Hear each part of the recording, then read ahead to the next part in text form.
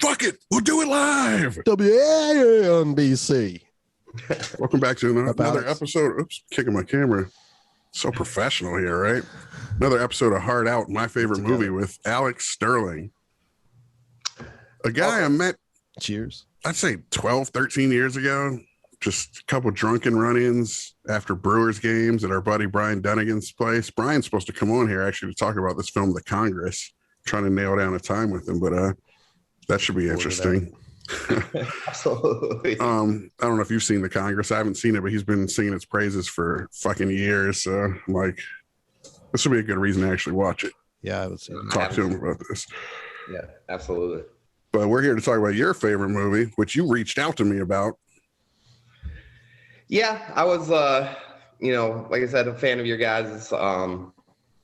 And it was one night just after a couple glasses of wine. See, you made a drunk dial and I roped you in. Yeah, could have said that. Pretty much. I was thinking about it and how just applied to a lot of things kind of going on, and I thought it would be a good piece of film to talk about.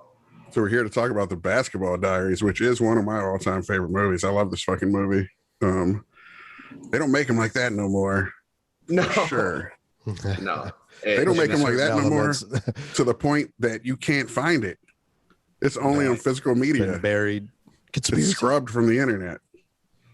Yeah, it's not a lot of people know about it. Even considering the actors and a lot of the careers that it helped develop. And even the author Jim Carroll, who based on his book and journals growing up, not a lot of people are aware of that, and right, even people who've seen the movie, it's like they forgot it's a biopic and shit. Even right, right, because he died basically penniless, like so many greats do. He was working on a novel, I think, when he died. Yeah, he was delved into the New York art scene, poetry readings, and he had a band. Some of his music's actually displayed in the film. Those are people who died. Fucking awesome song. Right. I mean, everyone he knew died. If you read, that he talks about in the book, which is crazy. So yeah. All right, for people who don't know, the movie Basketball Diaries, starring a young Leonardo DiCaprio. This is one of his early roles when he was just like a firebrand dramatic actor up there with like This Boy's Life, What's Eating Gilbert Grape, just killing it before he became a huge teen heartthrob and shit, Right, pre-Titanic. Yeah, exactly. Pre-Titanic, pre-Romeo and Juliet even, which started it all, I think. But yeah. Romeo plus Juliet, sorry. Marky Mark, I think it might be his first film role. And fun bit of trivia, Leonardo DiCaprio almost dropped out of the movie because he refused to be in a movie with fucking Marky Mark, quote unquote. But eventually, after like 6 meetings with Wahlberg, he caved in and let him be. There were a few stars in this that went on to Sopranos fame. Michael Imperioli, the therapist, what was her name? I forget. Dude, Lorraine Bracco. Legend. Lorraine Bracco, yes. She was in Goodfellas too. Dude, I forget everybody's name. It's not. Yeah, no. What's his name? Big Pussy. He got puked on by somebody. Yeah, on the parody. And was Bruno Kirby ever in Sopranos? He should have been. He might have died before Sopranos. No, he lived to like 2010, I think. That was the basketball coach. Yeah, it's a good question. I feel like he might have, but he's another classic actor. Good Morning Vietnam. He was fucking amazing in. I think he was in that movie The Freshman with Marlon Brando and Matthew Broderick. Yeah. Yeah, he goes back. Bobby is in The Sopranos. What's his name? Chris Montesanti.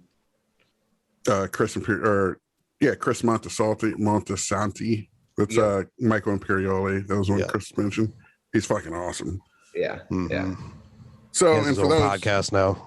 Yeah, he does. Actually, 2 of them, Steve Sharippa and him, I think, do a Sopranos podcast. Yeah. I haven't listened to it, but I was aware of it. Yeah, and goddamn, blanket on another name, Adriana Drea Diamadio has one with someone else from the show. I forget who. About The Sopranos.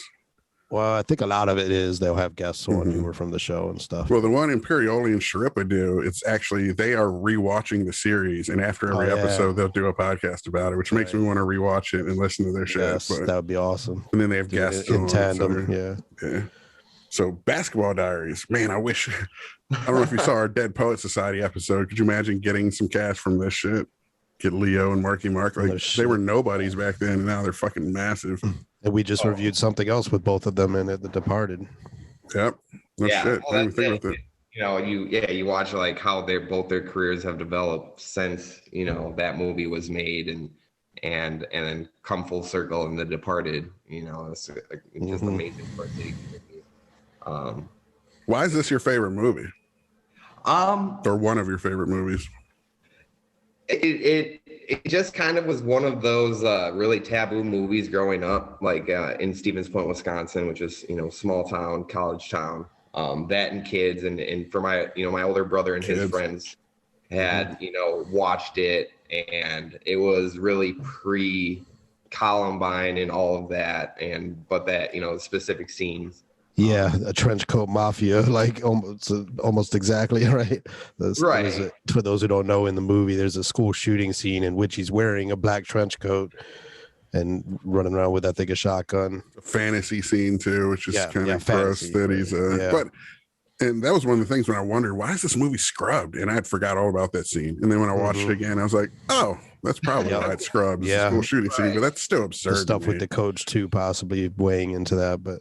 Oh yeah, I mean, but is the song "Jeremy"? Is that video still out there from Pearl Jam? Because that's a school shooting thing. You know what I mean? There was one in American Horror Story too. I watched the first season of that waves back, and there was a school shooting scene. I think actually it went down in the, you know, it was like a flashback, but it wasn't even fantasy in it.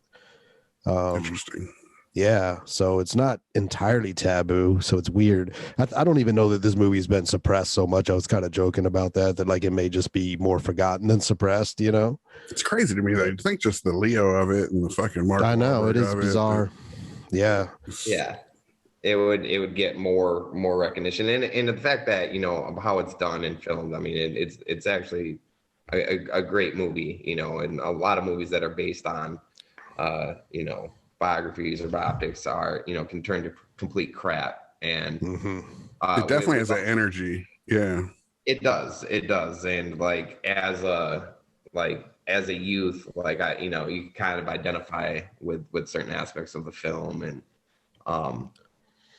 like, you know, what, the drug addiction stuff and everything. Did you get into that world? Well, you know, I think everyone experiments with sure. Not, you know, still am.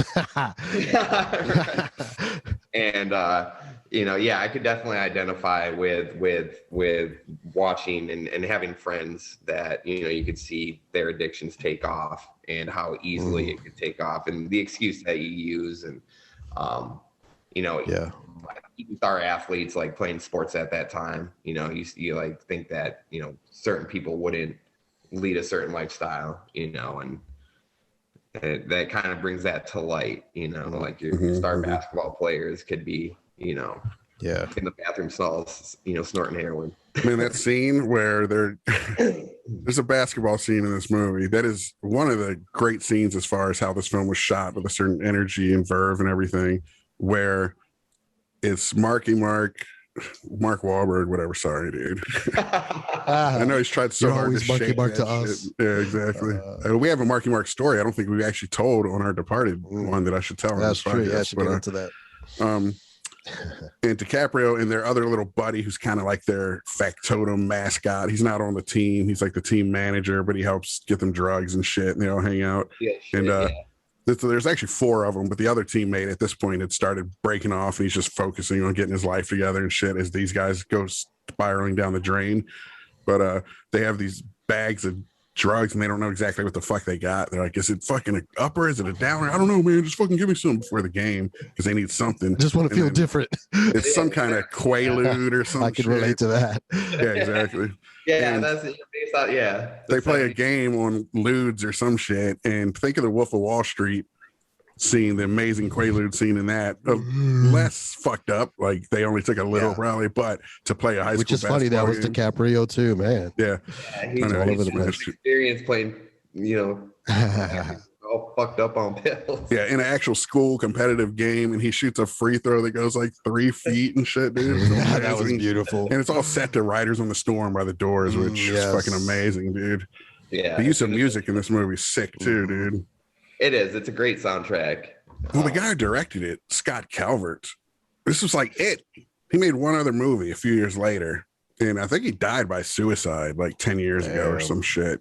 Left a wife and 2 daughters or something behind, but he was a prolific music video director in the 90s and shit.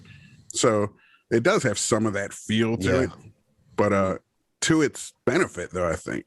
For all this drug culture shit, for little fever dreamish a bit, exactly. Spots, and a lot of the camera, you could argue, is a little overactive, but for this, for that youthful energy, this rebellious shit, it helped it along. I think too, just pacing wise and stuff. It kind of kept it your interest on that level too. That if it were just more straightforward, I don't know, it just added value. I'd say, it like imparts the ride they were on. Like it feels like the ride of their crazy youth and shit. That scene where they were playing basketball in the thunderstorm. I love that shit. Yeah, that was after their buddy Michael Imperioli died. So that's one of the things that, well, it's interesting. You talked about your buddies and friends you had as kids that would use drugs and you wouldn't expect it. And it's always you always wonder what makes one person be able to use something casually and the other person just get hooked. You know what I mean? Yeah, you have the addictive personality because of whatever trauma you're trying to deal with, and some kind of might be genetic and biological too. Yeah, I don't even know if it's a necessary pain induced or some sort of experience. I think some people are just predisposed to have personality. I mean, I'm one. It's probably a bit of all of it. For different people. It's so you had a pretty good upbringing as far as you didn't have any traumatic shit or.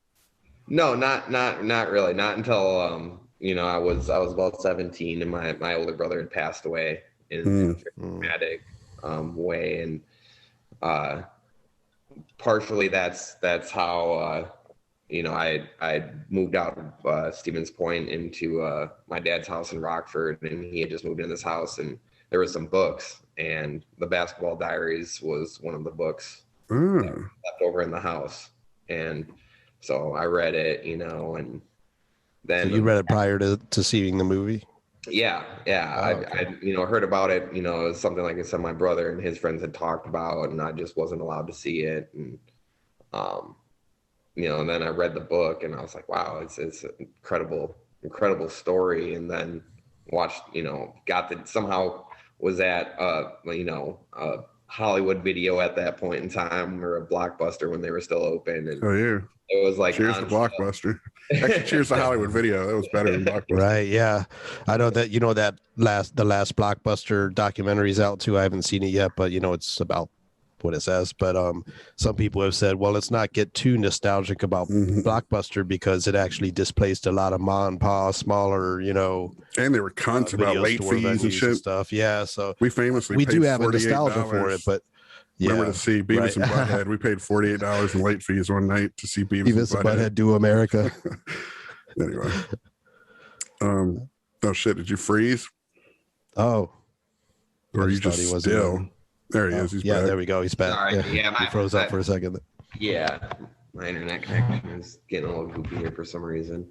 It's all good. Well, that's interesting, man, that you read the book first, because it's one of those books I was meant to go read after seeing it and never got around to. But so you think, having read the book, that they did a good job adapting it? I do. I think, it's never going to be perfect and like how you envision it. And, I knew the actors involved. So like when you read something, you can normally like paint your own vision of the actors. But, having known that like Leonardo DiCaprio and Mark Wahlberg and all these other actors were in the film, prior to reading it, it's kind of how I envisioned it. And so you had cast it already because you were aware of the casting, etc. Yeah. Yeah. Were you were you one of those guys? A lot of dudes grew up haters on Leonardo, just jealous or whatever it was, or thought he was a pansy and shit, et cetera. You know what I mean? Did you like him? No, I remember him in this role in Growing Pains. Yes. One of his first roles. And I thought he was a good actor. And like, as a kid, I was like, always thought it would be cool to be a childhood actor, Right. I was like, oh man. And he, from that point on, I actually was a fan. And, Tremors 3. That was his first movie. What was Tremors 3. Or no, Critters 3. Critters, yeah. I was like, he was in Critters 3. There was a good movie. I saw an interview with him. He was talking about, man, what the fuck was it? It was a really good movie that he was in, but they cut him out of his first true role. Like a famous movie we all know that he was in for like a scene. It's just some side character, but he was so bad in it, they just cut him out of the fucking movie. I'm gonna have to look that up, but you know who was supposed to play Jim Carroll at first? They had two people attached. Anthony Michael Hall was the first guy attached to play him, which Anthony Michael Hall's awesome in Breakfast Club and shit like that. But when he grew up a bit, Edward Scissorhands, Johnny Be Good, shit like that, he started getting beefier. I'm sure he could have got fucking scrawny to play Jim Carroll, but didn't look like a drug addict. Yeah, but who knows though? Actors, we underestimate them all the time. But get this, Leo actually kind of looked like Jim Carroll. You think he's like maybe too pretty to be him or whatever. Jim Carroll's a good-looking athlete. Had the same kind of hair and shit. But River Phoenix was supposed to play him, and he fucking died. Oh man, yeah, that would have been good too, man. For the part, yeah, he would have killed it. He was so good for the part. He, method acted his way right out of it, essentially. But unfortunately, that would have been good. But you hear those stories that back in those days it was Leo, River Phoenix, and that Jonathan Brandis kid who also died. I think he hung himself or some shit. The cat from Ladybugs. Yeah, the three of them were like always up for the same roles and shit. And Leo was like, the only reason that I won is I just didn't do hard drugs. That's it. Yeah. Like otherwise, I might not have the career I had because they just fucking both went down that road. Huge difference, man. I've never done heroin. I never will, but it looks awesome. Like it looks like it's probably a fucking like that scene in Pulp Fiction when after he shoots up and he's in his car and the wind in his hair and the music and it looks amazing. Absolutely, yeah. The way they. I'm sure there's a reason that people fucking destroy their lives over it. Requiem for a Dream. Yes. You're like, this is awesome, and then you're like, then you watch the end of the movie, and then you're like, okay, that's why I don't do it. You guys, the best description ever. You remember that movie Rush with Jason Patrick and Jennifer Jason Leigh? Amazing movie if you haven't seen it. But there's this big fat black drug dealer. He's like, he makes them shoot up because they're undercover cops. He wants to make sure they're not, but he makes them shoot up, and he says, "Feels like floating on a cloud of titties, don't it?" Which sounds pretty good. Sounds sublime. I could go for that. Then you get sick or die, Right. And I'm a cloud man personally, so it sounds awesome. I'm just kidding. Ass man, cloud man, get it. River Phoenix would have been fucking amazing, but here's the thing: studio executives wanted to set it in Seattle. Yeah, that would have deterred from it. Why? It's a biopic that took place in New York. Like what? Studio meddling, man. Weird. Yeah, that would have. I mean, is it just because Seattle is just the heroin mecca? Is that Could be. Oh yeah, we could just film some Pioneer Square and just add them into the film and it will be perfect. Yeah, this was like early 90s. Okay. I think it was. So 90s. It could have been because of the grunge scene and stuff. They wanted to like take advantage of it and. They thought it'd be, more congruent with the scene at the time. 95 came out. Yeah. 26 years old. God damn. Right. Time flies. It's absolutely. It's one of those movies you're like, man, that didn't come out that long ago. And you're like, son of a bitch. 26 years. I was, Jane Silent Bob, Strike Back. I was like, oh, that movie's not that old. And when the sequel came out, and I was like, holy shit. It is that old. And the crazy thing about that is when we were that kids, old. Yeah, and we're a little older than you, I'm sure. I know I'm older than Dunnigan by a good 7 or 8 years or something. But I remember, and I got 4 on Jay. So like when you're in the 90s and the Wonder Years came out, it was in the 60s. So you're like 30 years removed, but we're like that far removed from the 90s now. Yeah. And that shit seemed like ancient history, you know? Like, that's so crazy. Time's a motherfucker. Life ago. Yeah, absolutely. They're remaking the Wonder Years now. Oh, no. With I think it's a black family's perspective of it. But when the Wonder Years, I read a thing when the Wonder Years debuted, it was as far from the Vietnam War as we are now from the invasion of Iraq. Wow. What? Because it came out like in the late 80s.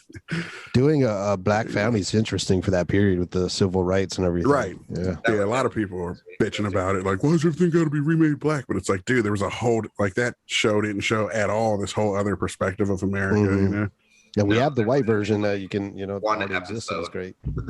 Right. They'd have like an episode that touched on it or something. Yeah, right. The token episode, so to speak. Right. But yeah, no, that absolutely. And, you know, not a lot of people get that perspective from the other side of the coin in that era. Here you go. Here's a fact about it. It says, fact number 2, I found a pretty good list on mental floss of facts about it. Director Scott Kalvert had read the Basketball Diaries when he was 15 years old and compared it to Catcher in the Rye. He said nobody really wanted to make the movie. Holden Caulfield. He said some wanted the locale changed to Seattle because Seattle was cool. We've dealt with these executives too. That is how it is. Let's put it in Seattle. It's like, bro. Exactly. No. Someone wanted to change it so Jim wasn't the one involved in drugs. Could you imagine Jim Carroll? Jim Carroll was already the square of the group, the straight edge. Yeah, like what are you just like? Man, you're gonna take my life. Who are these people? Just get out of the way. Sorry, go ahead. I was like, how do you even film that? Like, you know, he's at the height of his career, and then you just cut to him reciting poetry at the end. Exciting, right? You know? Boom. Instead of the big blow up with his mom at the end, he just makes her a nice dinner or whatever. Like, yeah, this is compelling. That scene too at the end when he, you know, was trying to get back in the house and the mom wouldn't let him in. Heartbreaking. That was powerful. Oh yeah, no, absolutely. And you know, for like a parent, you know, that's next to losing a child. That's probably got to be one of the worst nightmares that you can imagine. Is it's almost worse. I would think, because you know they're gone. You have that pain, but they're not suffering like that. You know. I thought the same thing watching it now as a parent. Like, could you imagine if your kid, like, hopefully it is about pain and trauma and shit, because my kid hasn't had any. And I would love to not see him grow up and become a fucking junkie, you know? Right. That's number one goal, man. Pretty much. No, I hear you. Yeah, I hear you. You know, especially, you know, certain predisposed, like, hereditary traits. I'm like, we got some of them too. Yeah, give them the, you know, the best life that you can, like you said. And you know, I see what, you know, you and your son do online a lot, you know, and it's always refreshing, you know. Same, dude. I love you and your kid. It's awesome. Yeah, feel like kindred spirits in that regard. Yeah, I never thought I'd be a dad. Never wanted any part of it. But it's definitely one of the most rewarding. I mean, the most rewarding thing in my life, but one of the most rewarding things anyone could do if they buy into it. You got to just say, fuck my life to a degree, fuck my dreams, and buy into that. Otherwise, I mean, we're still trying to make things happen dream-wise, screenwriting-wise, filmmaking-wise, but it all takes a back seat, and it kind of has to, or else you're just not doing it right. Absolutely. I don't have kids and it's taking a back seat, so being an uncle, you got the uncle factor there, man. Yeah, no, absolutely. That's one of the things that's wild, and you know, like watching that film now, and like, you know, like feeling for his mom, and you're just like, goddamn, like. Well, part of it is divorce. It's like a vampire at the door, you know. Like it's kind of had this like, let me in, you know, kind of a monkey paw sort of vibe or something to it. This horror, you know. That is horror, that scene with him running through the door. It gets very dark. Like, you know, it starts off and it's like these, you know, rebellious kids, and you know, and then it paints the picture. It takes a very dark turn slipstreams into just as it should, slipping slides into this fucking nightmare. Yeah, and hopefully the kids who watched it, it was a cautionary tale to a degree, but usually people do have to find out for themselves, unfortunately. But that, hey, we're having fun with all this shit now, but man, a couple turns of the dial and we're fucking letting some creep suck our dick for $10 in a fucking Subway, Right. Right. Yeah. Man. That was a low point. Yeah. I would say so. Yeah. I mean, for that guy who was sucking his dick, it was the high point of the movie, but so, perspective, staying on our desks for a minute here. Here's when you talk about screenwriting and shit, it says Brian Goluboff, who wrote the script, he, as a teenager, used to follow Jim Carroll around Greenwich Village in the 80s, watching him play music and shit. So imagine that, though. Interesting. That's a great win. I mean, he probably didn't make shit money-wise and everything on a gig like this, but to follow this dude around as a teenager, he's a hero, and then you get to write his biopic with fucking DiCaprio in it. It's crazy. Nice. Oh yeah, that would be, every aspiring screenwriter's dream to follow someone like that, especially someone that's so entrenched in, from what I understand, entrenched in the New York art scene and music scene, and at that point in time, you imagine all the other people Jim Carroll was hanging out with. Totally. It's Basquiat and shit, probably. Fucking Warhol was still kicking around back then, I think, to a degree. Yep. Yeah, and just all the musicians at that point in time too. Through back when Times Square was all fucking shitty shooting galleries and titty bars and fucking now it's ESPN zones and fucking sidebar. Yeah, Buffalo Wild Wings. Yeah, exactly. I mean, it's for the better. Both are pretty awesome in their own ways. Yeah, I have to say. I was going to lament it, but then I'm like, they're both. Can we just have both? Right. You should shoot heroin. There you go. Buffalo Wild Wings right next to the fucking port theater. Yes. And topless waitresses at BW3. Yes, perfect. Absolutely. I'd be there. Jim Carroll said he had no idea who Leonardo DiCaprio was until he realized he was the kid from Growing Pains. And then he said, but when he met him, he said, this kid has a lot of presence. I think he's very pretty, but he's going to do really well at the role, which is cool. And this is where I read that Mark Wahlberg had to read for the part 6 times because Leo didn't want him in it. He had been in one movie prior, 1994's Renaissance Man, which, if I remember right, that's the one with Danny DeVito, where he's like running a military school for boys or some shit, or I don't know, something like that. You want to tell your Marky Mark story? Oh yeah, well, it's not my story. If it buzzes out on it. It's a friend. Yeah, I don't think we're that deep, unfortunately, but a friend of a friend. A friend of mine in the military, another Air Force story. This guy, Jim Metcalf, he had a Marky Mark story, and it's a short one, but it's got a great punchline, where he was out drinking one night in South Carolina or North Carolina, whichever Carolina he was from, in the 90s. And this was back when Marky Mark was in the Funky Bunch, right? Good Vibrations, all that shit. And he said they were all sitting there, just Marky Mark and his entourage, these fucking flamboyant characters. He's like the only white one in the crew and shit. Yeah. And he said he got hammered. And he just kept looking at Marky Mark, and eventually his buddies, they were just all shit talking him, And they were like, you got to go fucking tell him he sucks, man. Tell him he sucks. So he fucking weaves his way over there.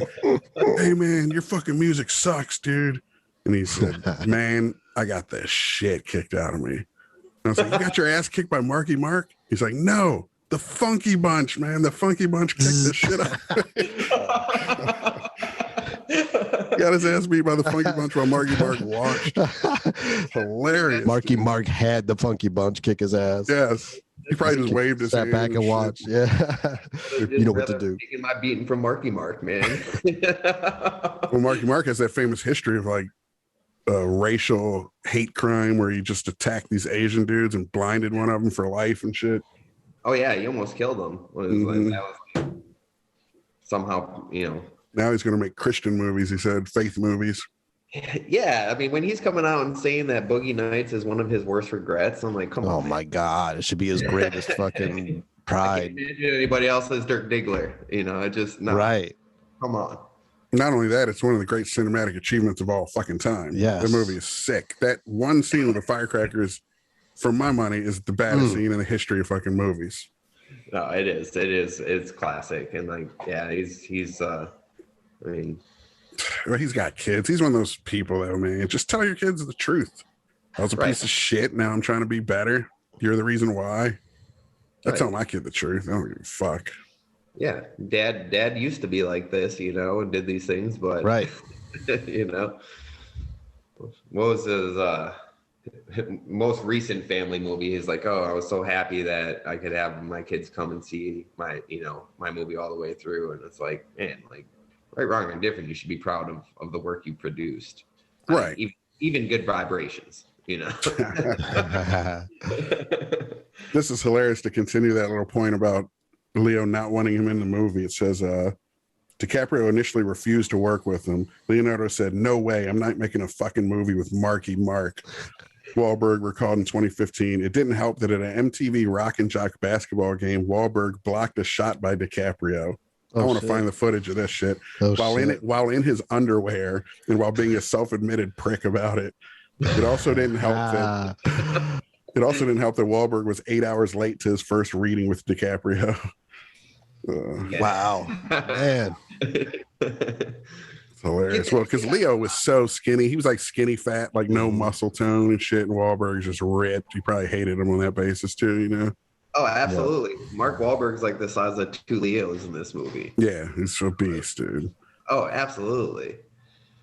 Which is kind of hilarious because he definitely doesn't look like a basketball player so much as a football player. But, you know, small Catholic school and shit, you know, I could see him pulling out some boards and shit.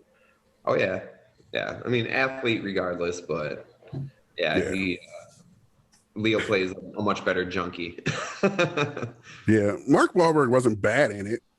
No. I mean, he's good as a. Well, there's just certain roles for him that are just, you know, I think pretty natural for him. It doesn't require much of a stretch anyway, you know. Yeah, and being a piece of shit hooligan. Exactly. Yeah, playing a street kid. Yeah, absolutely. Yeah. Oh shit, man, this right up my alley. Whoever that kid was, the little Italian kid who was their buddy, Pedro or whatever. He seemed Italian. Maybe he wasn't. His name was Pedro. I don't know, but could have been Puerto Rican actually or something. But I know his face from the '90s. He was in a bunch of shit, but I can't remember his name. He was good in it too. He's the guy who pukes on Big Pussy. Fucking ferry scene. They're huffing carbolic cleaning fluid on the ferry. Yeah. Yes, which I did go and I looked up a PDF of Basketball Diaries and started reading it just to see what it's like. I did that like last week before we were going to record this before, and that is one of the first. It's written basically as vignettes. It is a diary. It's true. Like today, we fucking huffed this on the ferry, you know, and that was one of the first entries, if not the first entry in it. Right, and I believe they quote that Mark Wahlberg, you know, when he steals his diary when you. You lost your sound. You hit your yeah. Can you hear us? I don't think he can hear us either. We don't hear you, dude. Something went wrong. Hello? Sorry. Yeah. Did you mute yourself by accident? No, for some reason my internet connection keeps going in, and I apologize about that. Well, we missed that last maybe 20 seconds or so. Yeah, you were going off. What were you saying? So I was saying how it's a direct passage, you know, when that initial diary entry when they're on the ferry, and you know he's talking about his experience, and that when Mark Wahlberg steals his diary in the movie, he quotes that passage about, you know, huffing and what the effects of it are, and and that's why I love how they tie, you know, a lot of the stuff from it in the actual movie. I never huffed that kind of shit, but I did have a phase where I fucked a few cans of dust off. That shit's a trip too, man. You ever hit dust off? It's some crazy shit. Kids, don't hit dust off. No. Makes your voice get all deep and fucking weird. Yeah. And don't do that shit standing up if you do. Oh, man. When I was in the Air Force, I was trying to get, you know, a mental disorder discharge or whatever. So I'd elevated everything in my room. I went and got dressers from like the storage room in the barracks, and I elevated my couch like 3 feet and drilled my coffee tabletop. Everything was like like 3 feet higher in my room, you know, so you had to climb up like steps to get on the couch and shit. It was just trippy, man. My TV I put in the top corner of the room. So, but this dude was sitting there huffing some dust off once on the couch and just hit his head on that coffee table and then fell like 3 or 4 feet to the fucking floor. And he was out, dude. I was finally got him up like 10 times. He kept saying, "Did I hit my head on something?" Like, dude, fucking throughout the whole night. So eventually we took this chick's lipstick and took him back to his room and put him in bed and wrote on his mirror, "You did dust off and hit your head." Then we went to the bar drinking and left him there. I was at a party once where we were in the other room and we heard this crash and we went into the room where it came from, and there was this hole in the wall, and this like tall dude, I think his name was Joe, had just done some whippets, same that's what they called it too, and had just like fallen and hit his head on the wall. So there was just like this circle in the wall where his head had hit it, and he was just laying on the ground. Wasn't it like close to the floor though? The hole, like it was like it was like he had fallen, and then it like hit right there at the like base almost of the wall, and it was kind of comedic. Like I think we even laughed and shit, even though it was like, I mean, he wasn't that hurt. I mean, it's just like drywall, you know. But it was more the I think the whippets fucked him up more than the fucking hitting the wall did. Yeah. Youth. Yeah. Parting youth. Well, that's nitrous oxide, right? Which they give you at the dentist sometimes. I did as a kid, I remember, and it was if you get awesome, the real dude. shit, but a lot of people they call like it whippets metered because out, whipped cream cans and shit. It's like because you're getting this whammy, but it was like floating on the cloud of titties, man. As a kid, I remember just like feeling like I was just on a raft out in the ocean, just not a care in the world. Just it was beautiful, man. That's the problem with drugs. You hear about dentists who get hooked on their own supply. It's just fucking hilarious. I want to see that movie. I mean, it's I want to write that movie. A lot more rampant than people would like to admit. And pharmaceutical use is Again, it sucks because it is cool, and I feel like a rite of passage. Everyone should tinker with their consciousness and experiment with shit, but you just don't know if you got that gene or you're one of those people that are gonna get hooked. So it is a dangerous game to play, and I get people who are straight edge for life and just never open that door. But at the same time, I think it was Abby Hoffman who said, "I don't trust anyone who's never tried acid once." It's like, I mean, if you're such a control freak, you can't lose your shit for a minute, take a ride, you know, that was his point. But I mean, and LSD isn't like heroin and stuff where you get that like addicted in the same way and stuff, you know. It's oftentimes people like kind of, you know, look at the next experience as like something they have to prepare themselves for, you know, not like that was so awesome, I want to do it again right away, you know what I mean? What's your favorite scene in the movie? Do you have one? I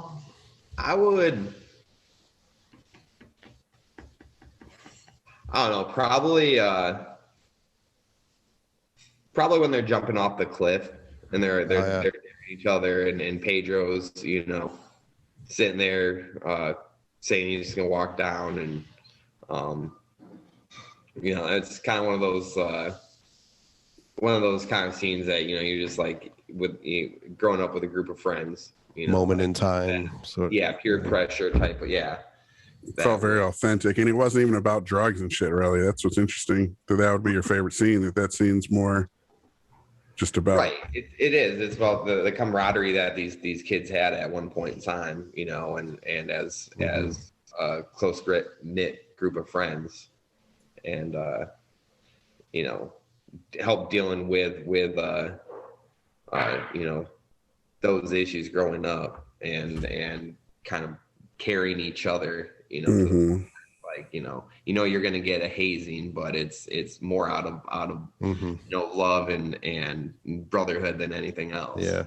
That's the thing. Your friends and busting each other's balls, your friends, your dad, whatever, like that's supposed to help armor you to real bullies and shit, you know? Yeah. But nowadays we don't even allow our kids to bust each other's balls and shit. You know what I mean? It's you know, the era of participation trophies and hugs and kisses, and you know, it's not doing a lot of the youth favor preparing for life. And it's well-meaning but misguided, probably. Absolutely. Like, I don't think kids should get bullied and get their asses kicked on a daily basis, but some competition and a little hazing and shit talking isn't necessarily a bad thing. Right. Learn to take a shot, learn to give one. Yeah, absolutely. It's gonna, like I said, it's not gonna prepare them for life, and then they graduate or whatever they do, become an adult, and it's that's when they have to really grow up 10 times more than what we had to do, because we actually got to do that as kids. Mm-hmm. That cliff scene, back to that, which do you think you would have been a Pedro? Do you think you would have been a Marky Mark, just jumping first? Do you think you would been doing backflips or scared to jump or what? No, I mean, I would have definitely jumped. I mean, we've had I've jumped off of plenty of cliffs and out of perfectly good airplanes, and all right. That was one of the like next to doing drugs, that adrenaline high. That's part of it. What about you, Chris? Would you jump off that shit? Hell no. No, I'm kidding. I might. I've jumped off of high diving boards, done like the swing rope that went kind of high and jumped off and stuff. I feel like I'd do it, but I'd be fucking terrified at the same time. But, I jumped drunk off that bridge by your place over in Lydell that one night by myself, but it wasn't that high. And I think we jumped off a couple bridges. Me and Steve Stephenson jumped off one up in New Hampshire, but nothing that high though. And I am a bitch nowadays. As I get older, now I wouldn't. No, hell no, not now. But at that age, I might have. I'm so fat now. It would have been empty pure the pressure, fucking river if I jumped with a splash and shit. But yeah, it is interesting how the older I get, the more of a bitch I become. About skydiving doesn't appeal to me. No. Yeah. There's certain things that I'll take a pass on that. I catch myself, easing up off of certain things. It's like, man, I didn't, one, it's going back to being a parent too, like I can't take those certain risks anymore because, I got this little dude that depends on me. I got like anxiety and shit. And I mean, I remember as a kid being fearless. Not scared of heights and then going down crazy water slides I had no business on, but our mom had anxiety and she imparted it into us, I think, to a degree. Mm-hmm. And then as I just get older and more out of shape and shit, and I find myself though having to fight. The world induces anxiety too, definitely. But being a parent to it, the responsibility of being a parent, the anxiety of that too hit me hard. So I find myself helicopter parenting, be careful, don't do this, you're gonna fall. But then I gotta pull back from that because I don't want to impart the shit into him. When you're parenting, do you find yourself like climb that tall thing, or are you trying to protect him more and shit? Oh no, I'm a total helicopter parent, and I have to totally check myself on it because he needs to have a childhood and be a 9-year-old boy, and I'm not going to be able to protect him and exactly. He's going to crash his bike. He's going to go out into the park and get in fights, and it's lessons he's going to have to learn, But and we ran wild as kids. Yeah. I mean, Chris and I were latchkey kids in a bad neighborhood with no supervision. We'd run around with dangerous motherfuckers around doing whatever we wanted, So. Very screwed. Yeah, that's it. And we didn't have cell phones to track and all of that. Mm-hmm. I know, it's wild when you think back on it.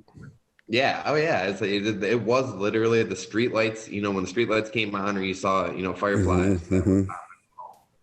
And everyone, I feel like, was better off for that. But I do feel too when people say. They talk about like how their parents whipped the shit out of them or whatever. We turned out fine. It's like, most of you are fucked up. Oh, most of us fucked up. The people that took a beating, though probably not all. Right. Man, let me look at my film facts again because there was some good shit on here. Here's a interesting thing. Reggie was the one character in the movie never mentioned in the book. So someone who read the book, Reggie's the character played by Ernie Hudson, who kind of helps him come out of it. Yeah, and there's that whole part was not whole part. I mean, it was pretty small in the movie, so to speak. But yeah, pivotal, like a little vignette sequence sort of thing. Yeah. You know, but yeah, the like his basketball game, you know, that never ended, you know, when they never kept score. Mm-hmm. You know, that one, you know, super factual. But I actually like that though. That's a cool sentiment. Mm-hmm. Yeah, absolutely. I that's why I appreciated that part of the, you know, they didn't. It could have happened in the book. Is mm-hmm. what made, you know, it fit in his world. He just didn't mention it in the book or something, maybe. But was there anybody who helped him get clean or try to get clean? Because that's what was actually great about that, is there's this sequence where Ernie Hudson plays this character Reggie, who's a former addict himself, and he finds him broken and covered in piss and shit, laying in the snow, freezing to death, and he takes him in and he detoxes him for like 3 days. He locks him in this room and he flushes his junk and shit, but it doesn't work. Mm-hmm. He escapes to go get his dick sucked and get some money, and you know, robs them, and yeah. So yeah, it really Rikers Island was to thank for getting Jim Carroll clean. Is he ended up getting in trouble, and yeah, but I kind of wish they did it that way, honestly. Yeah. Well, this character though wasn't responsible for getting him clean either, so it was more of a just again like a sequence, because you know he still stole from him and all that, and you know ran off. So you know, I guess it's, you know. Yeah, how did he get clean in the movie? Yeah, in the movie, I don't remember. But I'm trying to, it's been like a week and a half since I watched it. I think he touches base on getting in trouble. And oh, okay. So it just wasn't like directly shown. Which is fine. We probably didn't need prison scenes. Yeah. And okay. And then it cuts to him, you know, obviously doing poetry, or stand-up poetry. And that's what developed in when he was in Rikers Island is his writing, you know, to kill. There's so many greats. Eddie Bunker, Jean Genet. There's like a history of guys. Miguel Pinheiro, you know, the Nuyorican poet. Mm-hmm. These guys went to prison and in prison started writing and shit and came out as writers and spare time, I guess. Had whole different lives, you know, went from criminals to outlaw authors, which is pretty fucking dope. Mm-hmm. It's kind of like Danny Trejo. The fact that you're in prison means, and the fact that you're in prison means you've experienced some shit. So you're writing with authenticity and shit. Yeah. It gives you clout right off the bat. Absolutely. Oh, here's a fact that Chris already nailed. 3 future Sopranos stars. Here's a good one. Speaking of kids, Larry Clark's kids. Chloe Sevigny, right? You know, the actress. Yeah. She's awesome.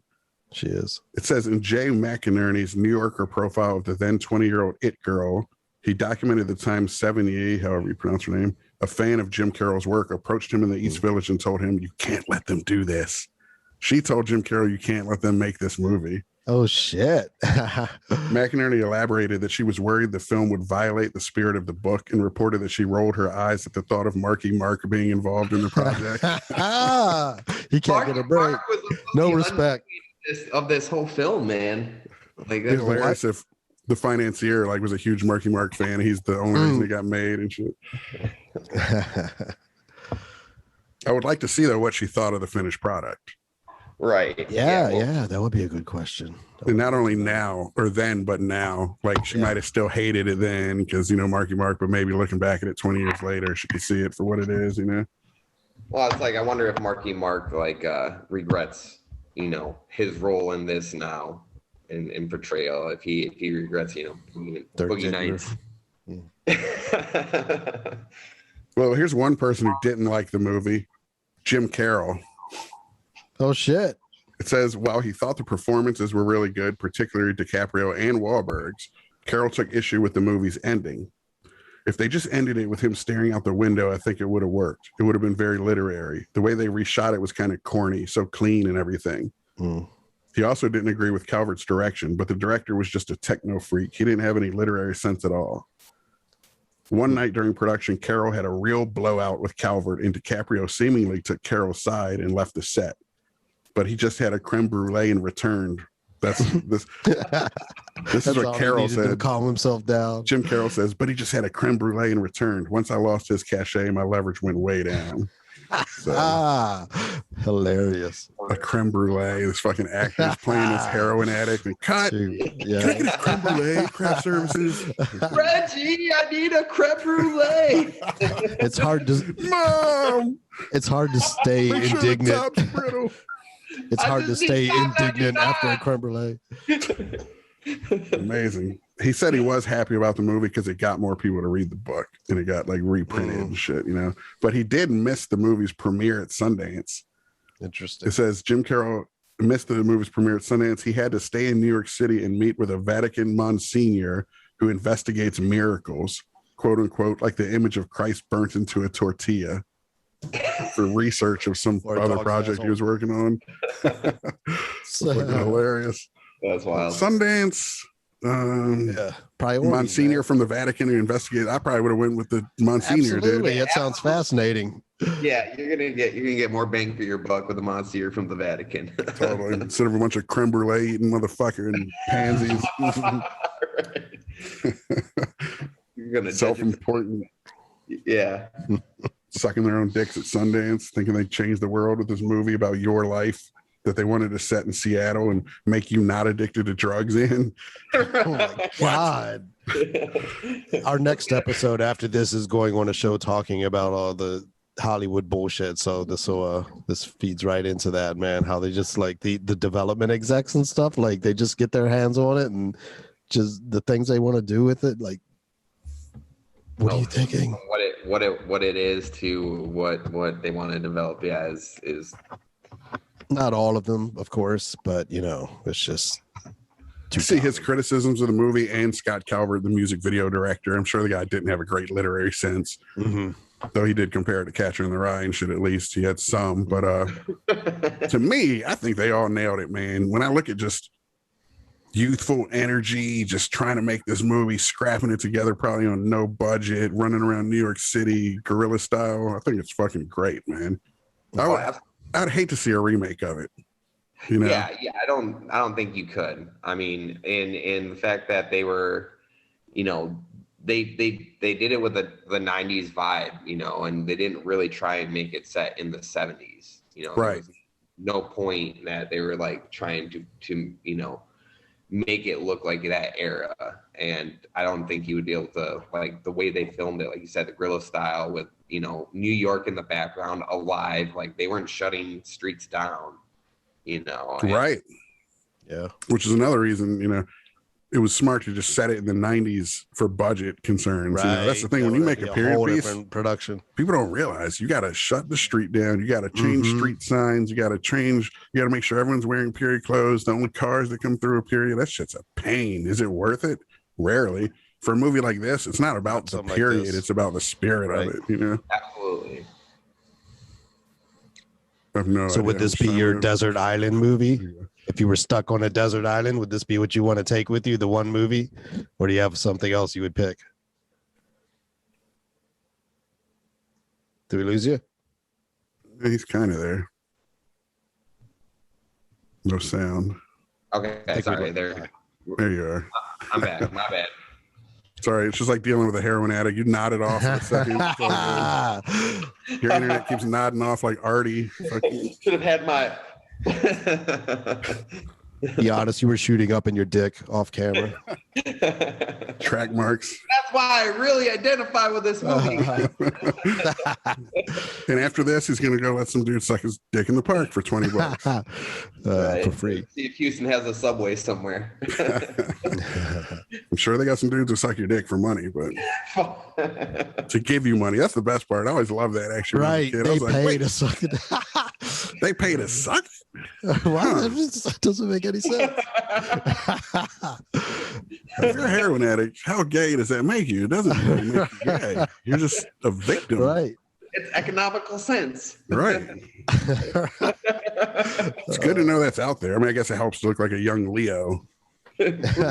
Finding up homeless these days, I probably don't have much luck on the getting paid to let someone suck my dick. Just have to get a dude into bears. Roar. Anyway, Chris was asking about the desert island shit. Would this be your desert island movie? Probably not. Yeah, there's things to consider. I know. I was like, how could it be? You know, like what a downer shit. So what would it be? Do you know? You'd be like foraging on the island looking for poppy seeds and shit. And just, yeah. And exactly. Like the Bear Grylls, like might be some good cliff jumping at least. But well, we've thought this out before, and at one point we came to the conclusion that Revenge of the Nerds would be our island movie because, first off, you're on an island alone, no women. So you got enough tits and everything in the movie that handles that. So you got jerk off material. Plus it's funny. Plus it's got a concert at the heart. end. It's got an underdog. It's got great music. It's got the underdog thing where maybe you'll get off the stinking island or whatever. Checks a lot of boxes. Checks a lot of boxes for a desert island movie. And then Howard Stern's Private Parts for us checks a lot of those same boxes. Yeah, those are both outstanding choices. I mean, you like you said, you cover the spectrum. You know, you got your spank bank material. You got the comedic value. You know. Something with heart. You know, kind of optimistic, like life affirming. You know, that you would. You know, it makes you want to keep going. You know. I love that people ask this question about your desert island movie when there's like no electricity on the island. Like, how are you going to watch this shit? So anyway. you get one solar powered DVD. You got that DVD player. Yeah. You get to stream one movie consistently. Right. That's it. Which the smart choice would be a documentary on how to build a boat, you know, get the fuck off. Castaway is a good choice we've discussed. Yeah. I'm not sure how accurate some of that survival shit is. Though. Yeah, right. Well, and Castaway depends on a plane crashing near you and all these materials washing up that you can use. I wouldn't choose Castaway. It's like too much of what you're already experiencing. Like it doesn't exactly give you the escape, you know, plan, you know. I would just get depressed because I don't have a volleyball to talk to. Exactly. All right. You're like, you'll be hallucinating one and after. I don't have that shit. Castaway's a good movie though. Tom Hanks is awesome. Wilson. I built fire, me. The fire scene's great. Yes. This buzzer's got to be kicking in. I know it's got to be close. I don't want to look. I've been trying not to look. Should I look? Not that I. What are you into now? Like, what do you do for a living, or do you have any kind of projects going on? What's your shit? Yeah, you seem pretty successful as far as just being a professional type dude. Because, like I said, when I met you, it's like hammered after Brewers games and shit. You know, young kid. So I'm pretty much still doing the same thing. Yeah, still hammered at Brewers games. You know, obviously having a son really, you know, that's what made me stop, you know, getting completely wasted at Brewers games and Packers games. But when he's away for a weekend. Oh yeah, no, that definitely, you know. How old is he? He's 9. Okay. Yeah, so you got to have, you know, you still got to find that balance. But yeah, no, I work for UPS in Houston.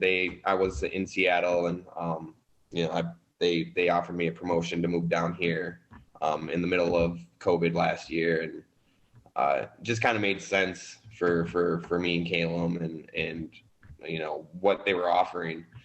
So a lot of the time, it's just been getting settled here and exploring the Houston area and making friends but.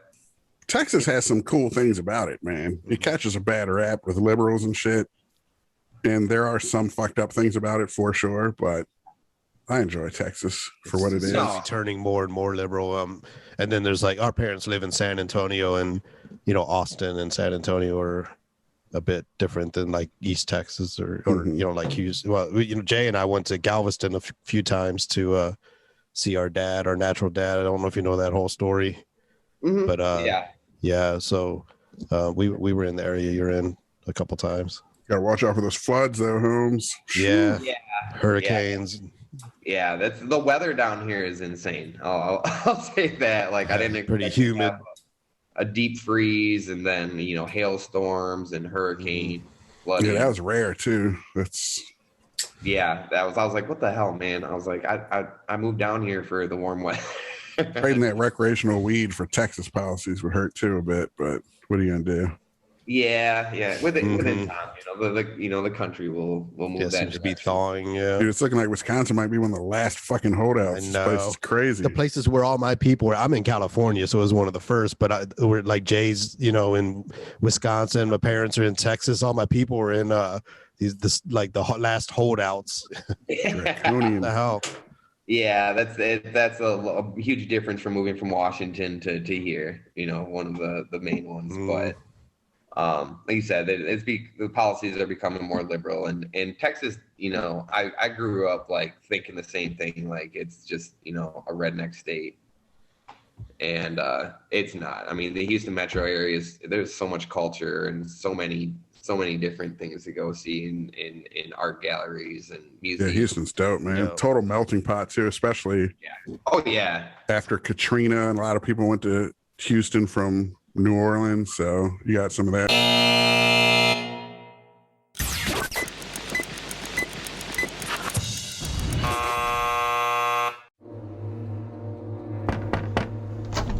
You're alone, right? Yeah. Is it cool if I start filming now? No, when we get inside. Why are you here? I just thought it was really interesting, that someone hasn't left their basement in 6 months, not even to use the bathroom. Is that true? Why would I want to go out there? I got everything I need right here. That's what's wrong with most people. They're weak-willed pussies and parasites who buy into that whole "it takes a village" bullshit. You know how many aliases I've used calling into radio shows? I've had it up to my goddamn gills with the systematic feminization of this country. Of course we want you. Get your own damn show if you think you got that much to say. You live in your mom's basement. Get down! Fuck you! What's so special about my loser son? You really do hate your own mother. She's a woman. Why wouldn't I? There's some disconnect there, and if I can find it, what is hate? Where does it come from? Where does it go?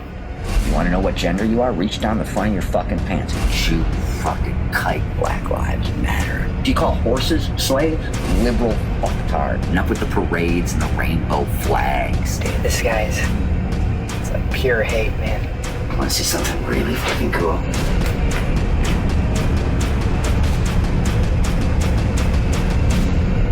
This guy is a fucking animal. He's got himself on a leash. He's itching to get off that fucking leash. And he's gonna fucking kill some people. What a fucking show. Stop! What do we hear? Look at me! Look at me! We're gonna help you show them the light. We're gonna change the world. This is Cactus Jack coming to you live from a studio audience. To the man who calls himself Cactus Jack, we have watched as you have rocketed to infamy. And you wonder why these cornered animals lash out. Pick a fucking side. And now, we have watched as you have called for literal blood. I know you're out there listening. It's buzzing in your ears, burrowing into your brain. Do it. Jack, you're gonna love this. I pulled that trigger on that motherfucker's head. Your VPN will not shield you. The darknet will not hide you. You and your kind are finished. You think I'm scared of you? Come and fucking get me.